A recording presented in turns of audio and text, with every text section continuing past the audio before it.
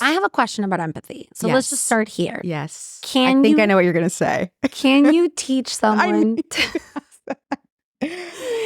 Can you teach someone to be empathetic? Okay, so this is an unpopular opinion. Okay, you're going to say yes. I believe so, but let me finish my thought. Okay. I believe that you can teach someone empathy, or at least fake it, or identify opportunities to be empathetic. Got it. The reason is because I think that often it's not that someone might not have empathy, they just may not have the tools to show it. Correct. It could stem from their upbringing. Maybe they didn't have a good example of how to, articulate or express empathy. There was a meme that went around for years where it was like a friend who would poke another person that was crying with a stick, like, "Are you okay?" Just to kind of give an example of a friend who doesn't know what to say. Oh. That happens. And but sometimes, do you think it's like worth it at that point? Because so here's my thing. And like I use friendliness as like the other one, right? Are you friendly and are you empathetic? And I think they're two separate things. I think you can be very empathetic without being the friendliest. I think that you do need to have, and I guess there's a third category. It's like obviously positive attitude. So like in terms of like culture and team and like being a good employee, right?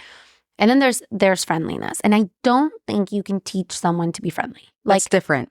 I agree with you. And I agree that you can teach someone that maybe doesn't come across as the most empathetic to come across more empathetic. But I guess my question is it worth it?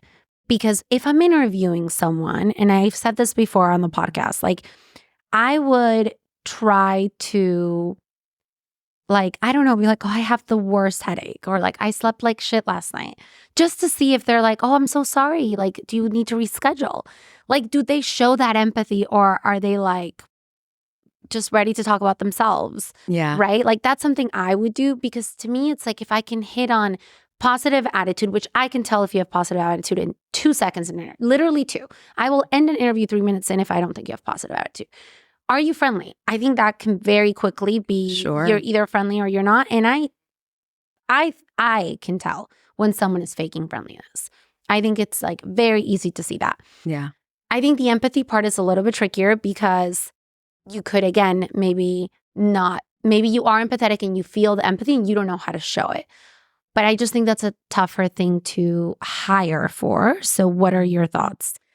So I think that obviously if we want to, in our screening, assess for empathy, assess for their skills, right? That's important. But sometimes we have someone that killed their interview.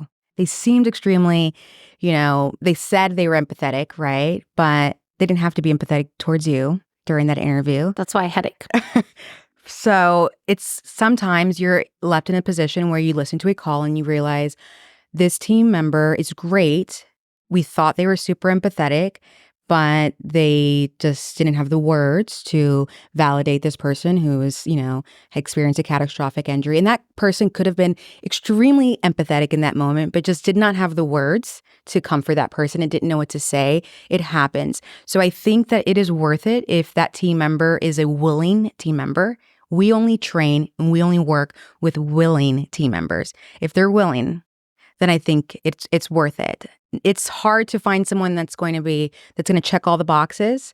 And if they surprise you, I do think it's worth investing in them so long as you're willing. If they're apathetic, on the other hand. I think I would be great.